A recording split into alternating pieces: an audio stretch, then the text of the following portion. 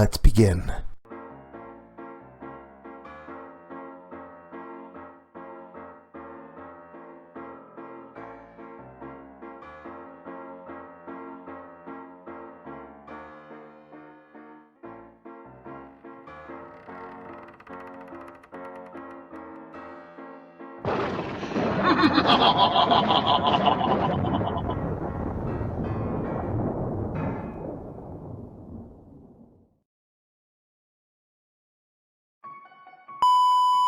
Hey Socio, this is Spirit Voices, just calling to ask where you were, cause we're all, waiting for you over here, so see you soon.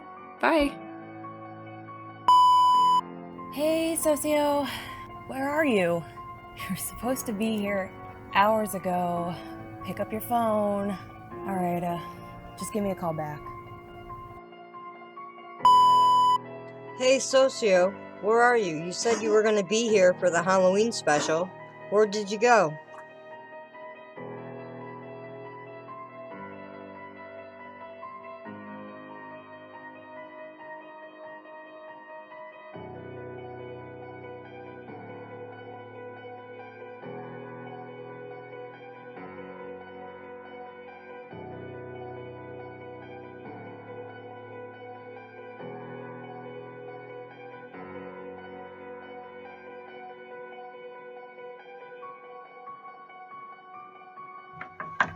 Hello?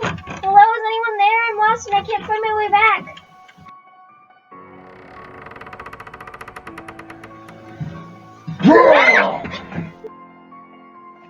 Oh, hey there, scary story fanatics. Welcome to Cleaving Thought from Bone, the Halloween special. Tonight, we return to the scene of every Halloween, without fear. As for sure, the curse has been broken.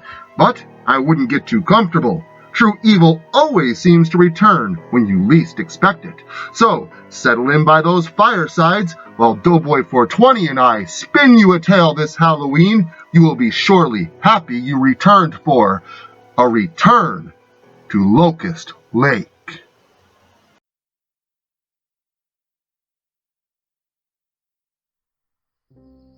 Many years had passed since the bones of the young native girl were returned to the restless spirit of her mother, allowing her to finally be at peace and allowing the tainted land to finally rest. The curse had been broken, and the land was alive once again. After all of the bloodshed that had happened there, no one wanted the property. Nothing could be done with it. No one wanted to live there. No one wanted to use the property for any reason. It had gained quite the notorious reputation now that the community at large knew of the monsters that once lurked there. No one wanted to risk their lives or their reputations on the land, so eventually, ownership of the land reverted back to the state, and for a short time, the land fell dormant and unused. The state later opened the area to the public as a state park once again, changing the name from just a gosh darn camp to Forest Trails State Park. All of the cabins were rebuilt, refurbished, and refurnished. The cafeteria now operated as a small diner and convenience store, complete with Pennsylvania-related souvenirs. However, since Forest Trails was located on the northern border of Pennsylvania, nowhere near anything interesting, the souvenirs found within were also not very interesting. Instead of miniature Liberty Bells or Civil War photograph books from Philadelphia and Gettysburg respectively, Forest Trails had postcards of the Susquehanna River and statues of wild animals like deer and bear. There was even a little wooden painted mural of a deer and a bear with their heads cut out for children to have a photo opportunity. A couple of ranger stations had been set up in different locations up the mountain, one halfway up and one at the top of the mountain. The one halfway up was located at the very edge of the Black Woods.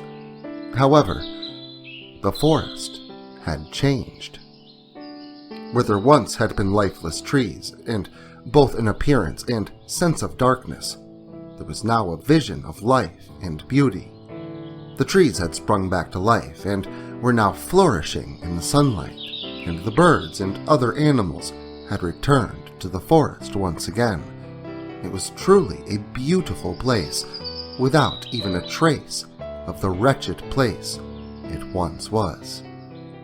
It was tranquil. It was welcoming. The other ranger station was just past the upper rim of the quarry at the top of the mountain.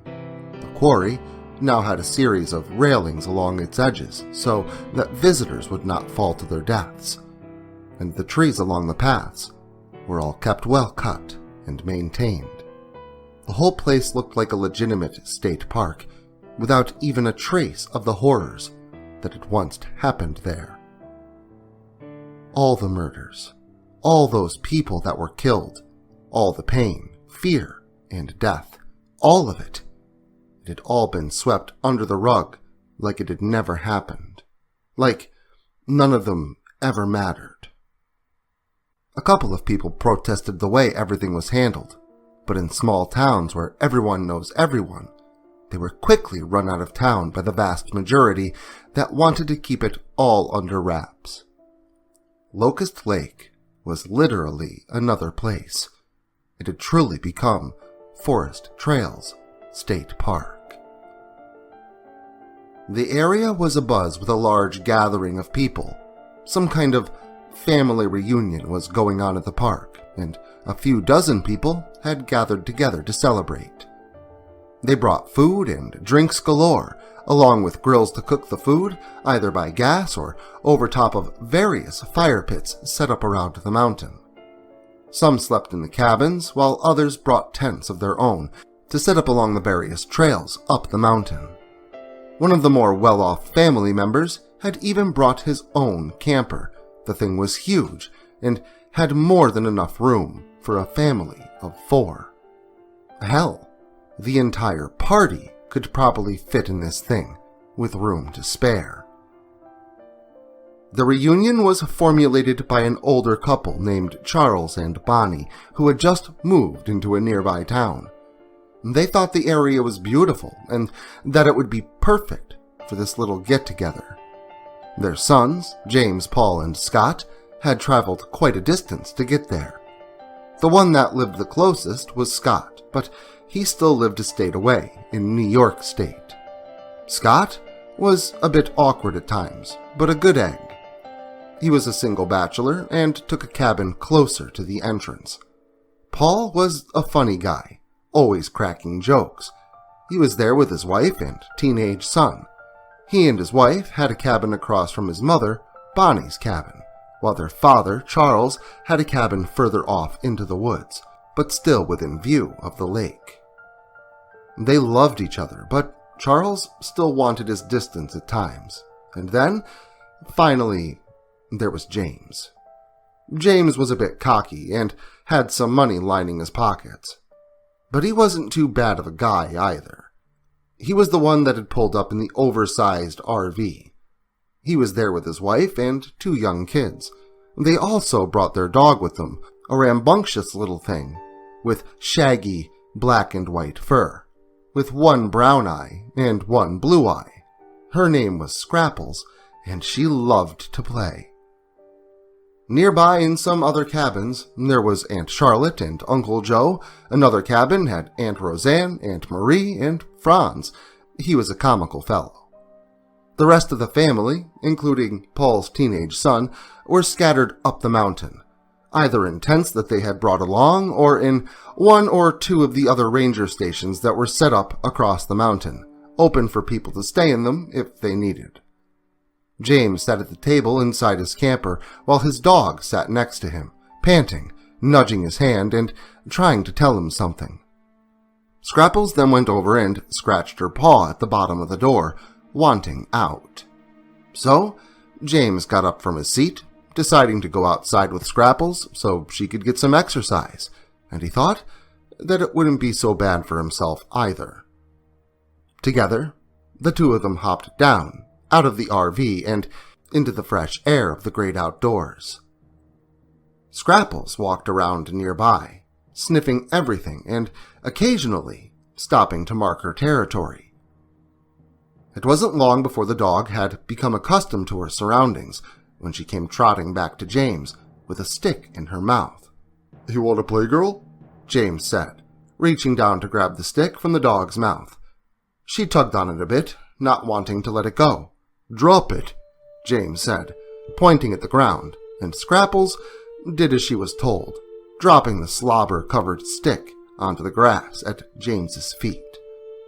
James reached down to retrieve the stick before lobbing it off into the woods. Scrapples took off after it like a bat out of hell, and soon came back, this time with an even larger stick. "Oh, well, I guess you couldn't find the other one," James said, with a chuckle before Scrapples came over and dropped the larger stick at his feet. She knew the drill. "Hey!" A loud voice yelled from just down the road. James looked up to find an old man hobbling his way with a long, wooden walking stick. The man was slightly chubby, but not very big at all. He had kind of a beer gut. He also wore a white, sweat-covered shirt, blue jeans that were a few sizes too big and were held up by a belt, and over the top of his head was a red baseball cap with an American flag printed on it, with the phrase, "In God We Trust," printed beneath it. God printed in all capital letters. "What in the hell are y'all doing round here?" the old man asked, light gray hair sticking out from beneath his hat. Hello. We're having a family reunion. Can I help you with anything?" James asked, kind of weirded out by the approaching man. "Y'all need to get the hell out of here," the man yelled. "Go on, get!" He finished. "Hey man, relax. This is a state park. We're allowed to be here," James said to the man. "Leave if you know what's good for you," the man yelled. "This place is cursed," he continued. What? What are you talking about?" James asked, confused and kind of annoyed. "You'll all die here," he yelled again. "What? Was that a threat?" James asked. Mr. Bruce! A woman yelled as she stormed out of the nearby shop and diner. You know you aren't allowed here, Ray Bob. The woman said sternly. "Y'all should leave if you know what's good for you." Ray Bob yelled at the kids. "The Lord will receive your souls tonight," he yelled again before he stormed off down the hill. "What was that about?" James asked. That was Ray Bob Bruce. Don't worry about him, he's harmless. He comes around here now and then shouting about curses and the end times, scaring off visitors. He's a loon, but really he's harmless. The woman answered. I'm sorry you had to deal with him. He probably won't be back tonight, so you should be fine if you decide to stay, but, if you want to leave, we completely understand. She finished. "No, it's okay. I'm sure we'll be fine," James said to the woman. Alright. I hope you have a great stay here, and if you need anything, my name is Gloria. I'll be right over there in the shop, alright? Ronnie runs the diner, and he's the best chef in the county, so if you need anything, just let us know. The woman told him before returning to the shop. "Thanks," James yelled to her, still a bit shaken from the incident with the crazy man. After composing himself, James once again retrieved the stick, but this time tossed the stick off into the waters of the lake, where the waterlogged stick quickly sank into its depths. Scrapples bolted for the shore and jumped headlong into the water before nearly instantly diving beneath the surface. James laughed at his dog's enthusiasm, but soon his laughter turned to worry. Scrapples was starting to have been underwater for a bit too long for comfort, and James was concerned. "Scrapples?" he said, jogging down to the water's edge, trying to look for his dog. He began to panic. His dog had been under the water for nearly a minute, and there was no sign of her, not even a bubble. Then Just as James was about to dive into the water to attempt to rescue his dog, she burst out of the water, breathing quite heavily, with a muddy stick in her mouth. Once again, this did not appear to be the stick that he had thrown. Scrapples swam happily to the shore, where she got out and instantly began to shake, stick still in mouth. Mud and water flew everywhere, and James had to shield himself from the onslaught of lake muck. "Damn it, Scrapples!" James gently scolded her before going to retrieve the stick from her mouth. Scrapples then let out a low growl, not wanting to loosen her grip on the stick in her mouth. "What's the matter with you, Scrapples?" James asked her. "Drop it," he said sternly. She lowered her head and dropped the muddy stick onto the ground. James retrieved the stick for a third time and instantly noticed that something felt different about it. It didn't feel like wood. It felt a bit smoother to him. James swiped his hand across the surface of the stick to reveal a yellowed, off-white surface beneath the mud. Its ends had been broken off to reveal that it was hollow inside. It was then that it clicked in James's head that this wasn't a stick at all. It was a bone. James reeled back in disgust and tossed the stick far into the woods before turning to go into the RV to wash his hands, while Scrapples took off running into the brush to find the bone that he had thrown. "Damn it, Scrapples," James said under his breath as he climbed back into his RV to clean up. Inside the RV, James made his way over to the double-sided sink where he turned on the water to wash his hands. He had stood there for only a few moments before he was startled by a scream ringing out across the campground. James instantly peered outside of the window to the RV to find a tall man dressed all in black. He wore a wooden mask that clung tightly to his rotting flesh, and he stood towering over a woman now afraid for her life. James recognized the terrified woman as his mother. James jumped out of the RV as fast as he could, but it was too late. The monster of Locust Lake, Jacob Treagle, raised his arms high above his head, and as James ran towards them, he could see that the monster held something in his hands, something that appeared to glisten and glint in the sunlight. It was the blade of a somewhat rusty old pole saw, with a broken-off handle that Jacob held within his grasp. Bonnie screamed in terror as Jacob drove the blade down into her stomach before twisting it violently, swiping it back and forth in large, scooping motions. Blood began to spurt out of her torso like a fountain before it also began to fill her lungs. Her screams turned into gurgles as the blood flooded up her esophagus and spit out of her mouth. James continued forward, tackling Jacob from the side and pinning him against his mother's waterside cabin. James then began punching Jacob violently in the face, breaking Jacob's wooden mask even further, and also breaking his own hand in the process. The mask was chipped away with each punch to reveal a little bit more of Jacob's rotting face beneath. "You piece of shit!" James screamed as he punched the monster repeatedly. "You fucking killed my mom!" James yelled at Jacob, his fist swinging down one final time before being stopped mid-swing by a large, bone-crushing hand. Jacob gripped James tightly around the wrist, causing him to scream in pain. The monster then dragged James away, kicking and screaming, but his screams also turned into gurgling, just like his mother, when his face was driven into the murky waters of the lake and held beneath the surface. James kicked and struggled, but it was to no avail. His lungs soon filled with the muddy, swamp-like waters of Locust Lake. The waters that were once beautiful were now murky and brown, with patches of swampy, green algae strewn about, and along with the algae, now floated a dead body, as Jacob let go of James, letting his lifeless body float out into the water. At this moment, a bubbling of water began at the lake's edge. The mud within the water began to stir and solidify. It began to splash and take shape. A hand, an arm, and then there was a head and a face. First like a skull, but the mud dripped in such a way to form an X over one of the eyes, and the mouth was more like a zigzag, jagged smile than teeth, and the overall shape of the head appeared like a skull.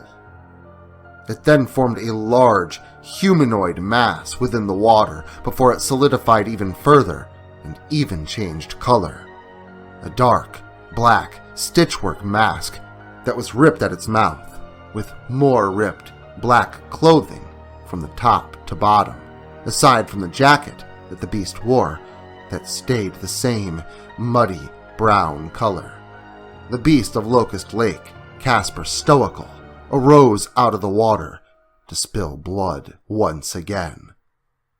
As Jacob moved toward one of the cabins nearby, Casper turned his direction toward the RV, the two of them splitting off into separate directions as a dark, hazy mist formed from nowhere and began to coat the surface of the lake. It was at this time that a man came wandering out of the forest. He was kind of thin and lanky, and it was a little too late before he noticed the chaos unfolding before him.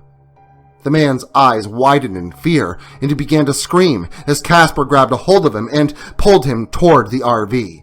There, Casper opened a hatch and retrieved a hose from the side of the RV before stuffing its thick plastic end into the poor man's mouth, breaking his teeth and shoving the hose into his throat, causing him to gag. But this wasn't the end of it. Casper then flipped a switch to eject the contents of the other end of the hose. The man's eyes widened even further and nearly popped out of his head as he struggled desperately as streams of brown began to flow from the corners of his mouth and out of his nostrils. The man's stomach swelled and split as he began to bleed internally.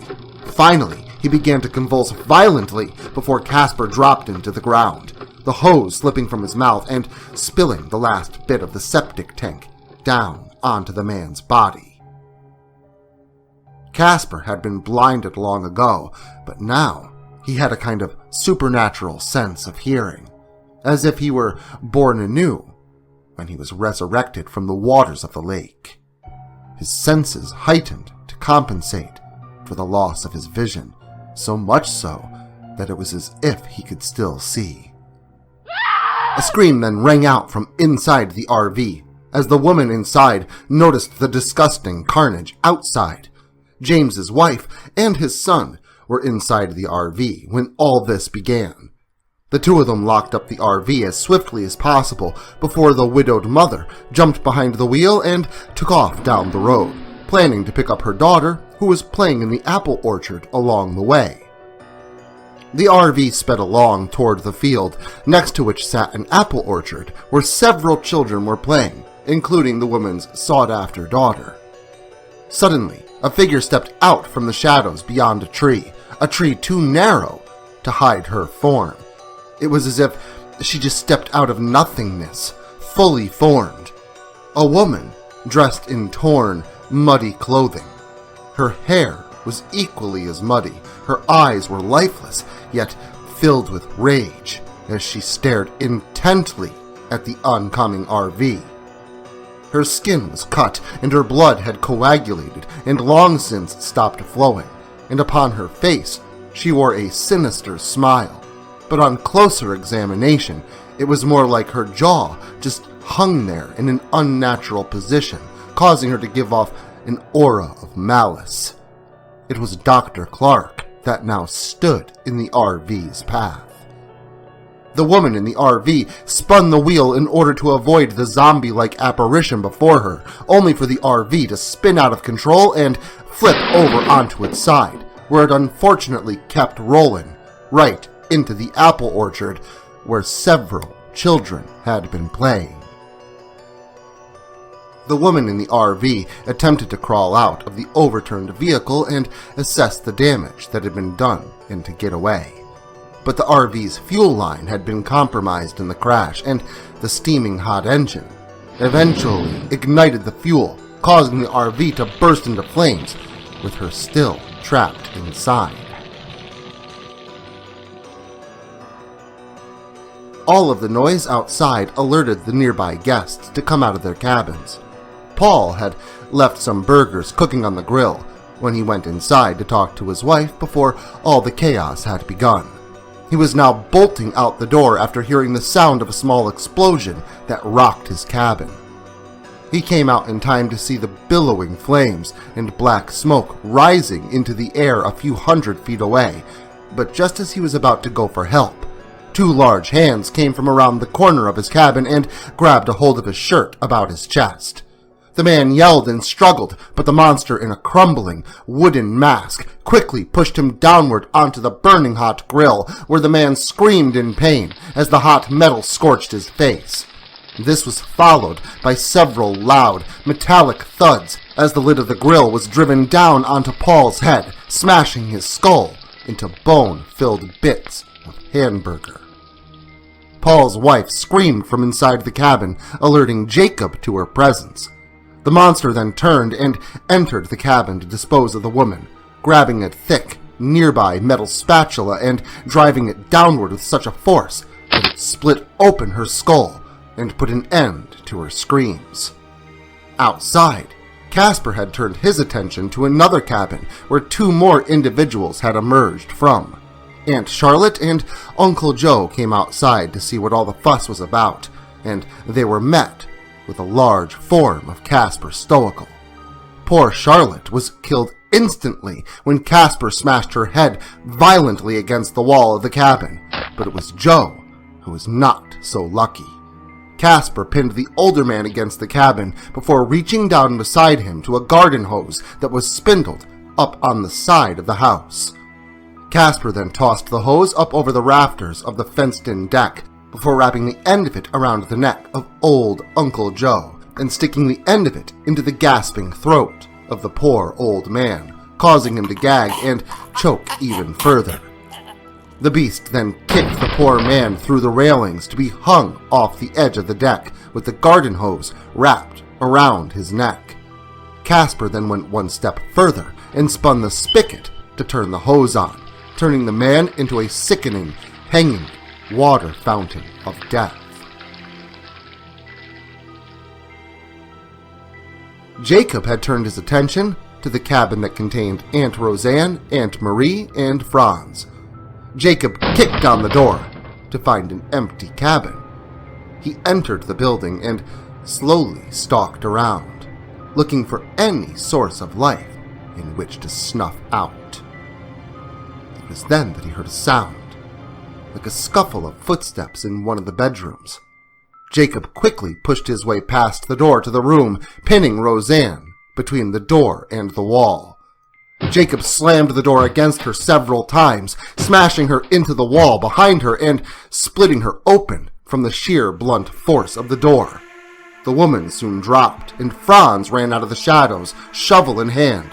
Franz then swung a shovel at Jacob, connecting with his body and stunning him for just a second. But when Franz reeled back to swing again, the shovel was snatched from his hands, and in one quick motion, Jacob drove the end of the shovel into the man's stomach, before withdrawing it only to slam it forward into his torso several more times, before thrusting the head of the shovel into the wall, pinning Franz's upper body against the wall and allowing his lower body to slowly rip and tear away before falling to the ground, splitting the man in half. This left poor Aunt Marie, whom was tucked into a dark corner out of sight. Quickly, the woman bolted out of the door and out of the cabin. She ran down the road before she suddenly stopped, frozen in fear. Before her, standing a few yards into the water, was a woman. She was covered in mud and appeared almost naked. Her hair jet black and her eyes matched, black as night. The woman was also not standing in the water, but upon it. She stood upon the surface of the lake. The lake where the waters had turned dark and brown. Marie then noticed the fish popping to the surface of the water and washing up on shore. The fish within the lake dying right before her eyes as this disturbing, terrifying woman stood motionless upon the water. Marie was then consumed as she was grabbed from behind by 3 sets of hands. Casper, Jacob, and Dr. Clark began to slowly rip the woman's arms and legs from their sockets and tear them from her body as the woman in the water watched with a sick fascination, like a child pulling the wings from a butterfly. The 4 of them, like the 4 horsemen of the apocalypse, they had returned, spilling forth from the waters of Locust Lake like evil pouring out of Pandora's box. Meanwhile, just a couple miles down the road, Raybob had returned to his home, an old house that sat at the corner of Locust Lake Road and the main road. The house itself was the scene of one of the Locust Lake murders. He wanted to stay close to the lake to keep tabs on the area, and he did his best to scare away as many people as he could. He lived through the horrors caused by that area, and he didn't want to relive it. It was then that Raybob was startled by a shout from down on the main road. "Excuse me, sir," a man yelled from a large truck down on the main road. "Can I help you?" Raybob asked. Yeah. Can you tell us which way to Forest Trail State Park?" the man asked. It was at that moment that Raybob's demeanor changed. "You best stay away from that place. You'll die if you go there," Raybob said. "Excuse me?" the man asked. "If you know what's best for you and your family, you better get while the getting's good. Stay away from that place. That place is cursed," Raybob yelled to the man. Come on, honey. A woman said from inside the truck. Let's go. The GPS says the park is up the road. Let's get out of here. She finished, urging her husband to get back into the truck. The man climbed back into his truck and, without a word, turned past the man, watching him the whole way. He didn't feel comfortable with his family anywhere near that creep. What's that guy's problem? The woman in the passenger seat asked. I don't know. That guy was a creep, the driver said. Trey, that dude was weird. A young teenage boy said from the back seat, talking to his stepdad, the driver of the car. Yeah, he was, but we don't have to worry about him. We'll be all right up at camp. There are a lot of people up there. Everything will be fine, Trey said to his eldest stepson, Mark. He didn't want to worry his children. His stepsons, Mark and Shane, who were 13 and 12 respectively, and his son, by blood, the 10-year-old Stevie. The kids seemed to buy the story as they continued on up the road. Trey reached down to hold his wife Autumn's hand as he drove up the hill. Soon, the truck rounded the bend and into the park, and Trey's grip on Autumn's hand tightened as a loud boom sounded before the truck began to fishtail out of control. The truck then quickly slid off the side of the road and crashed into an embankment of dirt on the roadside. Is everyone all right? Trey immediately asked, checking on his family. He got a bunch of grunts and moans and some angry responses, but overall, everyone seemed to be all right. After a moment to compose himself and double-check everyone, he opened the door and climbed out of the wrecked truck. The front end was folded in and the truck wasn't going anywhere. Damn it! Why the hell? Trey asked as he searched the truck for the source of the accident. He stopped when he saw a large wad of barbed wire wrapped around his tire. What the hell? Where did this come from? Trey asked, inspecting his barbed wire wrapped tire. Come on, kids. We're gonna have to walk the rest of the way. Sorry, Trey told the 3 kids, which got him a loud chorus of disappointed ahs. Together, the 5 of them walked up the road, passing the sign that read, Welcome to Forest Trails, Pennsylvania State Park, and onward up to the camp itself. But when they got there, they were met with a scene of absolute horror. Autumn screamed and shielded her children's eyes as Trey looked on in absolute shock. There was blood everywhere. Bodies lie dismembered and tacked onto trees. His uncle was hanging from a garden hose, bloody water flowing from his mouth. His mother lay dead in a pool of blood with a broken-off pole saw sticking out of her torso. One brother lay face scorched beneath his grill, while another lay face down, floating in the lake. It was total carnage. An absolute bloodbath. What? Trey tried to speak. The children said nothing, only breaking out into a chorus of tears and wailing behind their mother. Trey snapped out of his trance, thinking of his family's safety. "Come on, into the diner, hurry!" he demanded of his family, hoping the diner walls would keep them safe until he figured out what to do next. The fog was so thick, and the sky growing dim, if they had been any further away from it, it would have been concealed from sight. Trey grabbed the hold of his wife and Mark, Autumn clasping onto the other two children to be quickly dragged behind Trey. Maybe apprehension should have been warranted, but Trey practically broke the door down while he opened it, the thing slamming into the wall behind it when he did. Trey quickly scanned the room for danger before pulling his family inside and hastily closing the door behind him. When he turned, he was finally able to take in the contents of the store, including its occupants. Scattered cheap trinkets, souvenirs, and poorly made totem-like masks hung behind the counter on display. The restaurant area was nearly vacant, only two occupants still hunkered down in their booths. Before he had even noticed them, a man approached Trey and his family from behind, stepping out from behind a small, cluttered counter space.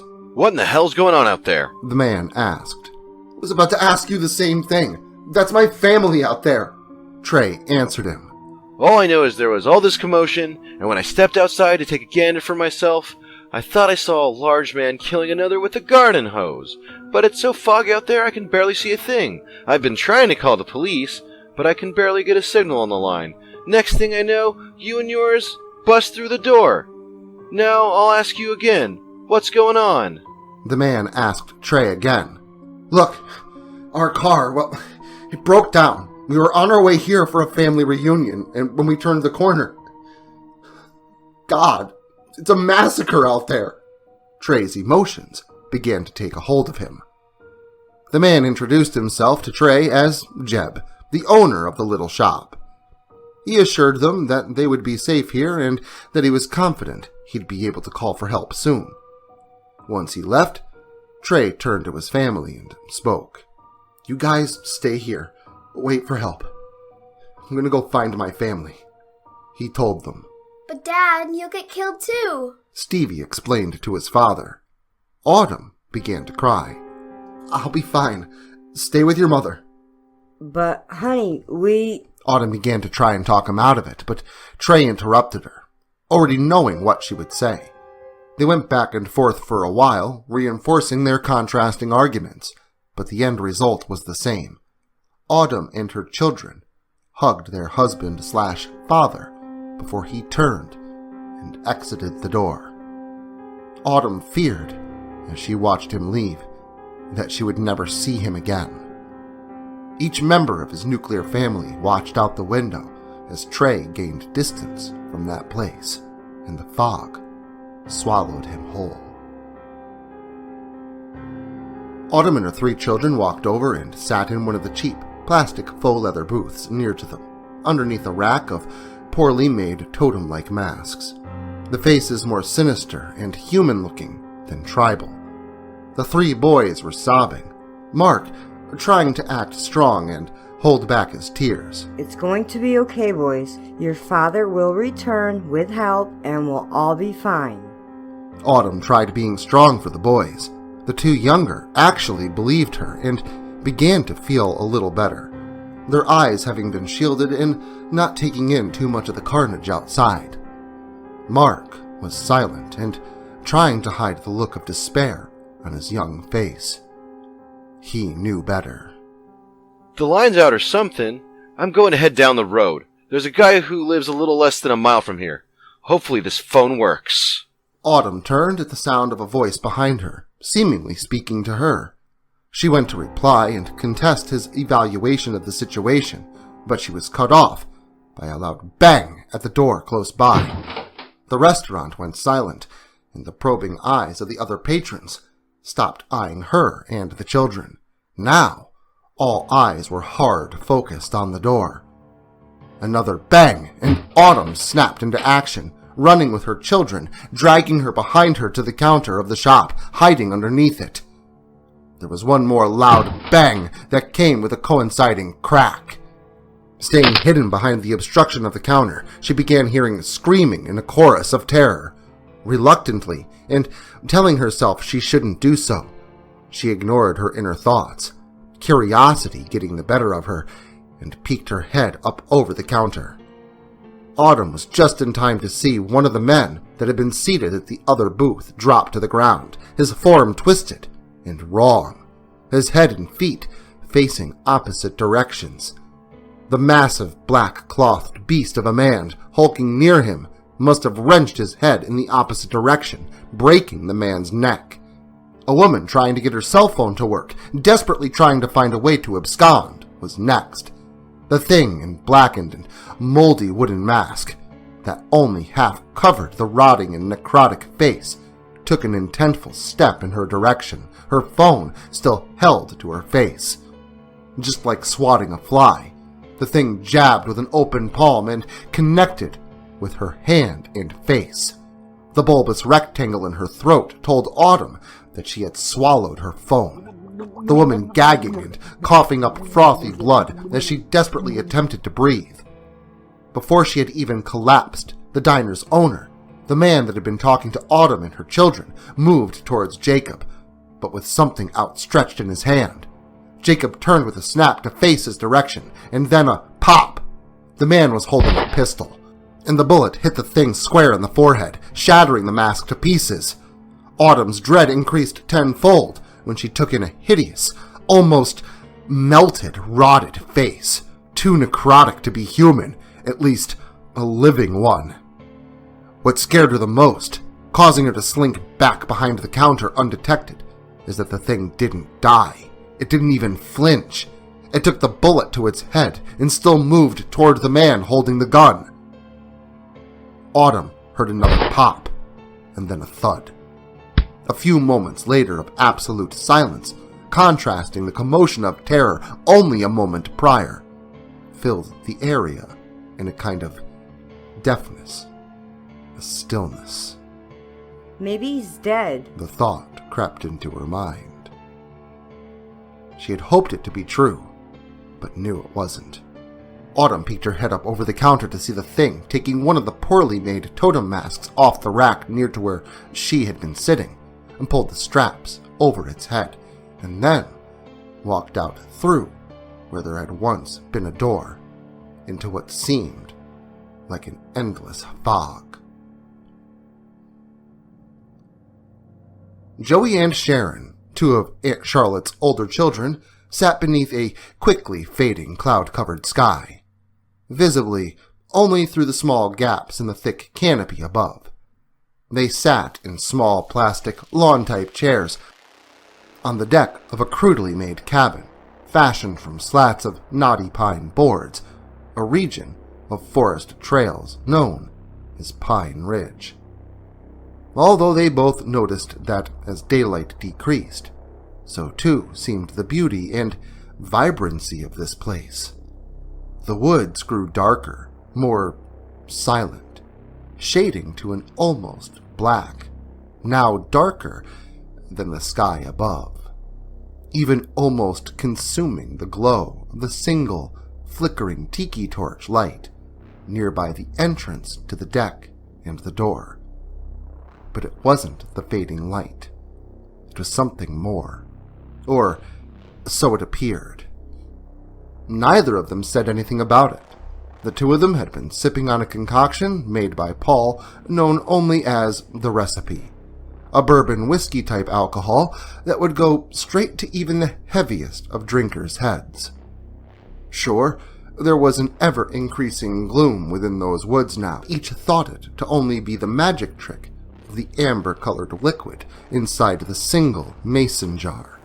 Still, the encroaching dark of night demanded a need for illumination. It's getting dark. I'm gonna go grab some firewood, Joey said to his sister, standing up and walking into the cabin door behind him. Joe, there's no wood in the cabin. Sharon called to him, turning her head in the direction of the cabin, right behind her. I know that, smartass. I'm getting a flashlight. When Sharon turned back to pick up the recipe jar, she saw it floating in front of her in the darkness. Drunk, she squinted and realized it was actually being held by a dark hand or glove. Her eyes followed the sight upward to reveal a man-shaped mass towering over her, a black mask with a stitchwork markings embroidered upon in a sinister, scarecrow-type fashioning. Sharon screamed, but it turned into a grunt of pain before returning to one of terror when Casper pushed her backwards, Sharon landing in front of the now closed cabin door. Sharon? What's going on? Joey asked her, yelling from the other side. No, please don't, Was her only reply, as Casper threw the mason jar so hard that it hit Sharon and shattered across her face, creating numerous lacerations that stung when graced with the alcohol once contained inside. Joey was beating on the door, scrambling to rescue his sister, but her body was in the way, and she was out cold. Casper lifted the tiki torch from the ground and tossed it onto Sharon's motionless body. Joey pounded on the door, his ferocity growing as the flames began to engulf the cabin. Casper stood outside to ensure his panicked and captured victim did not escape, though he didn't have a need. The evil of the land had returned and slammed all outside shutters closed without a hand to guide them, entrapping Joey inside. As the last of the light faded from the sky above, so too did Joey's screams. Only the raging fire at Pine Ridge remained, delicately highlighting the sinister stitchwork grin of Casper's mask, watching motionlessly. Sharon never woke up, but Joey's screams turned into shrill cries and squealing before dying out long before the flames. Back down at the diner, now concealed by a thick cloud of fog and darkness, the front entrance slowly opened, and out from inside came a young woman and 3 younger boys. She pulled something from behind her as she bent down to their level. Something she had taken from the diner floor, discarded by Jacob. Mark, here, take this and your brothers. I want you to head back the way we came and get help, she said, handing her eldest the gun.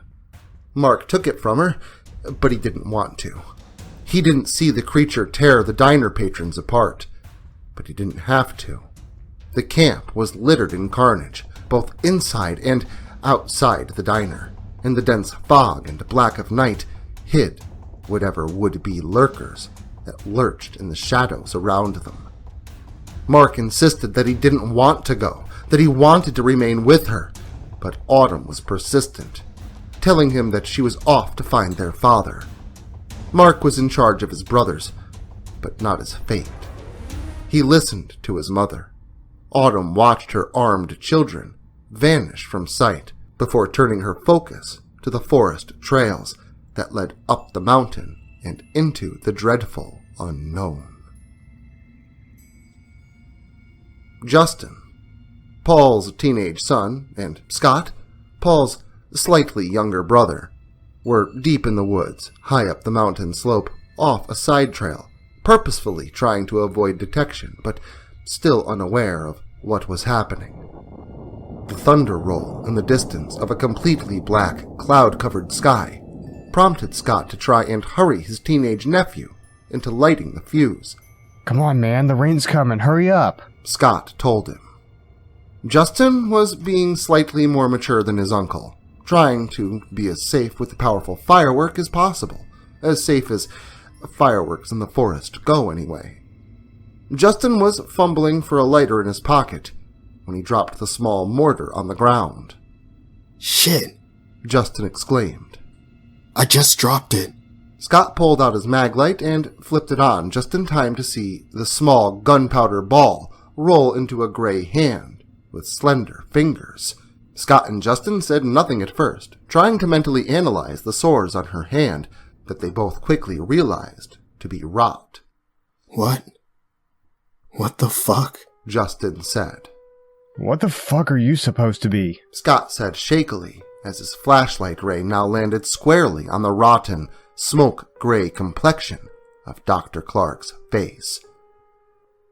Dr. Clark just chuckled to herself, insanely, leaving them both stunned where they stood. "You boys shouldn't play with matches," she said sinisterly.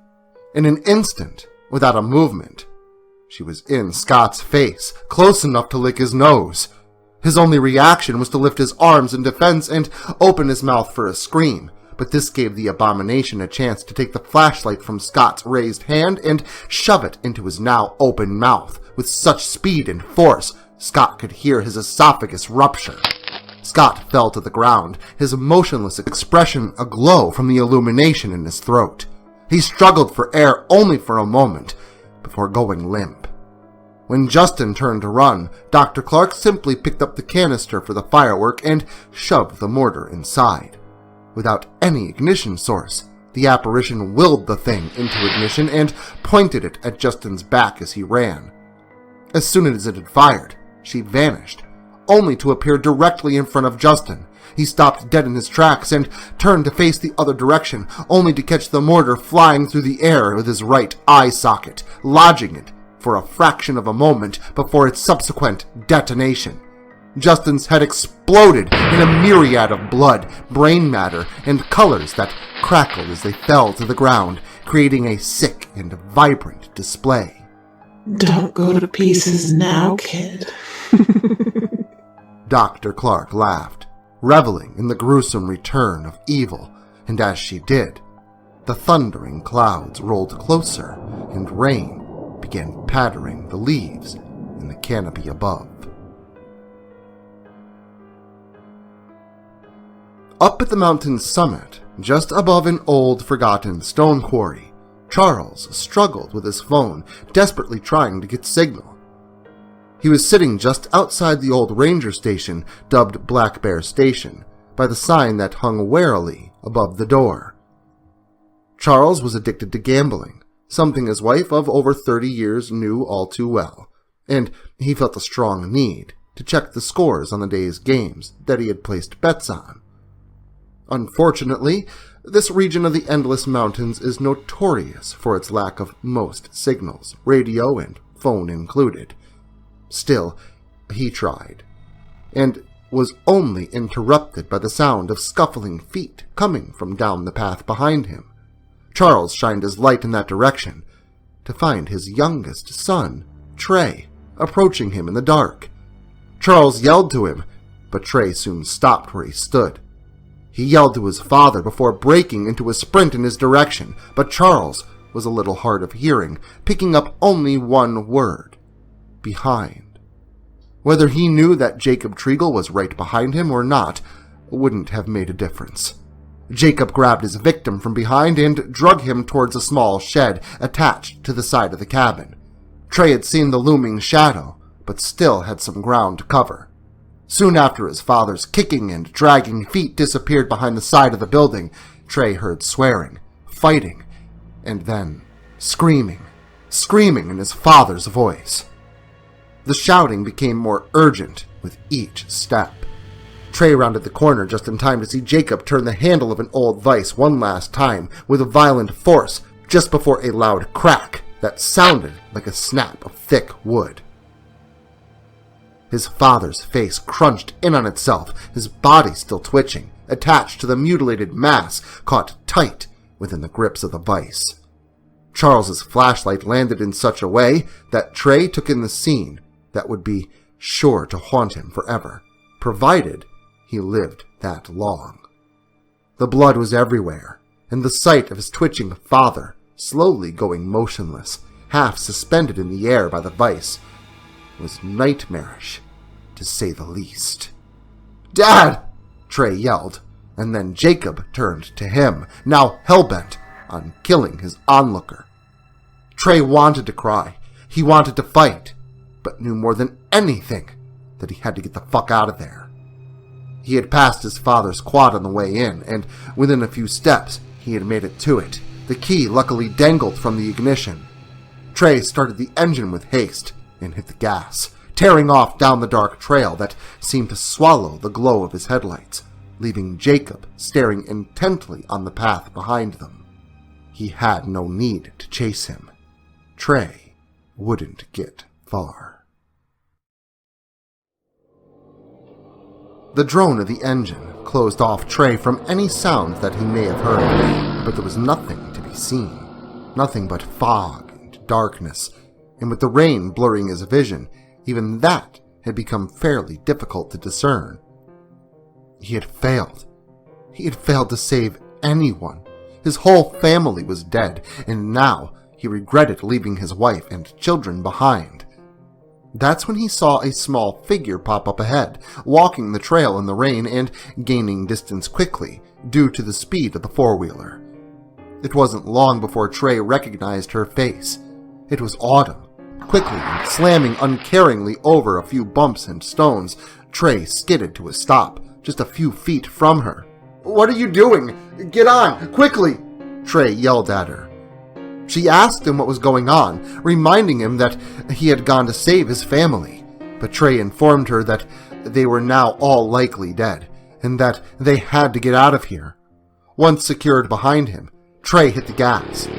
They didn't have far to go now to get back to the lake and the road beyond, but soon they both noticed that the rain had started to become warm.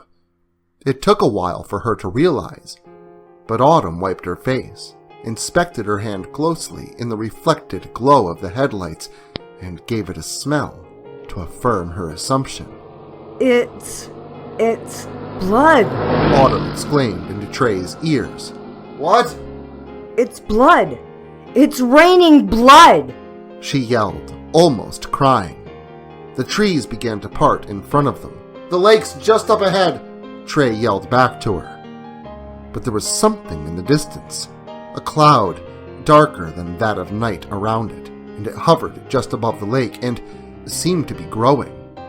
As he looked on, he realized it not to be growing, but getting closer. Soon they were enveloped by it, a thick cloud of clicking, buzzing, and little moving sticks. They had run straight into a swarm of locusts. Trey swerved as he tried to maintain control of the vehicle, but it didn't matter. The distraction was enough for him to fail to notice a thin, rusted band stretched across the path at the mouth of the lake. One end tied to a tree, and the other held firmly in the grasp of Casper Stoical. In the confusion of blood, rain, and locusts, he never knew what hit him as the rusted barbed wire severed clean through his neck, decapitating him instantly. The brain stays alive for a few moments after separation from the body, and the way his head landed when it came to a stop on the side of the path left him with one final image before succumbing to death. Autumn had gotten the same barbed wire that had killed her husband, hopelessly wrapped tightly around her face and head. She struggled to get free, gasping for air, before finally going limp, right before Trey's motionless eyes.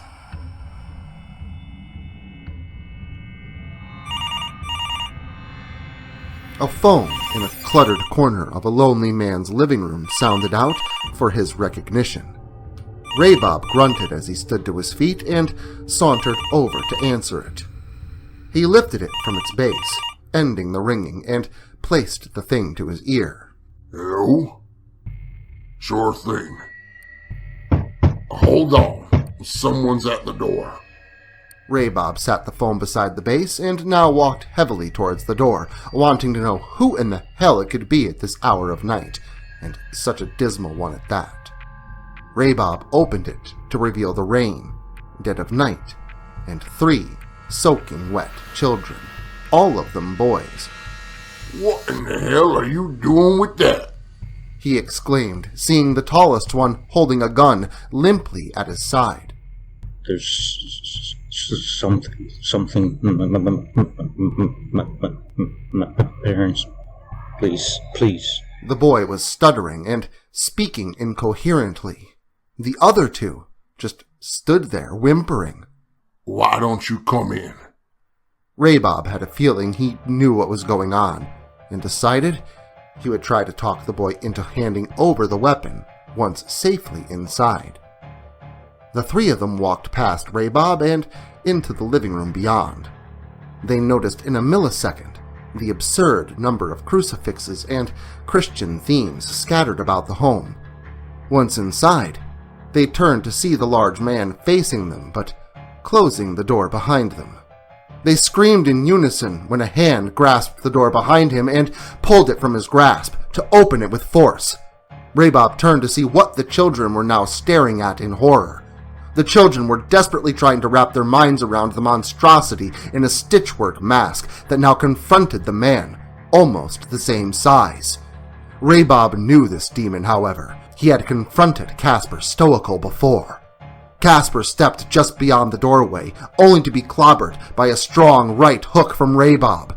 Casper was slammed into the wall behind him, next to the door, knocking a large crucifix off the wall. Raybob charged him again, but before he could reach him, Casper picked up the cross and slammed it so hard top first into Raybob's forehead that it penetrated his skull, destroying the neocortex beneath.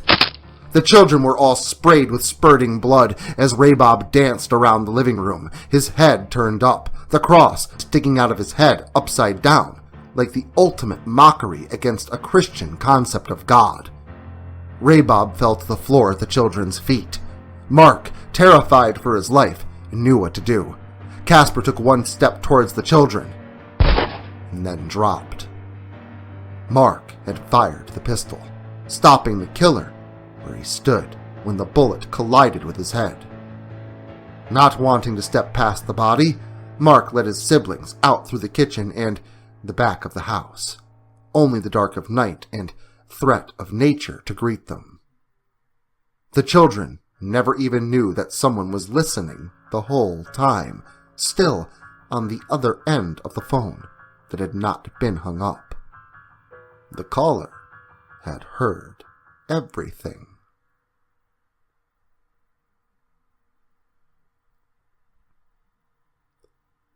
It had been hours since the event, since they had started running, but they were now cold, tired, and left to a lumbering walk down the street of the road under an ever-lightening sky. The rain had finally stopped, but each was still soaked to the bone. The first passing vehicle they had seen all night approached them from a distance, and as if their hopes had been answered, the man driving the truck stopped and offered his assistance to the children. After hearing their story, the police were quickly informed. An investigation of the house just down the road from the lake was conducted, and although Raybob's corpse was found just where they said it would be, no killer was in sight. In all the mayhem discovered that day at the lake and surrounding forests, no killer was ever found. The red color of the water of the lake prompted police to drag it, but no corpses were in its depths. The bloody lake water was a mystery, and no one knew how or why it had changed. But some of the older residents of the nearby communities had their suspicions. They knew the curse on Locust Lake had returned. The small, barefoot prints by the side of the lake went relatively unnoticed, and their relevance completely overlooked. No one knew that they had been made by a rotten woman with a sinister smile dressed in torn and tattered business attire. A weeping black-haired woman stood in the lake, looking on as Dr. Clark gripped a small white bone in her hands and walked into the woods, gone from sight, making sure the thing would never be found again. So, not everybody had fun this Halloween, but I sure hope you did. Of course, trick-or-treating at the lake is fun for everyone. Mostly. But if your epic night of spooks leaves you wanting more terror, stop in again next weekend as I continue to deliver the things that make you shiver. And until then, make sure to like, share, subscribe, and turn on notifications so I can carve out your fears again next Halloween.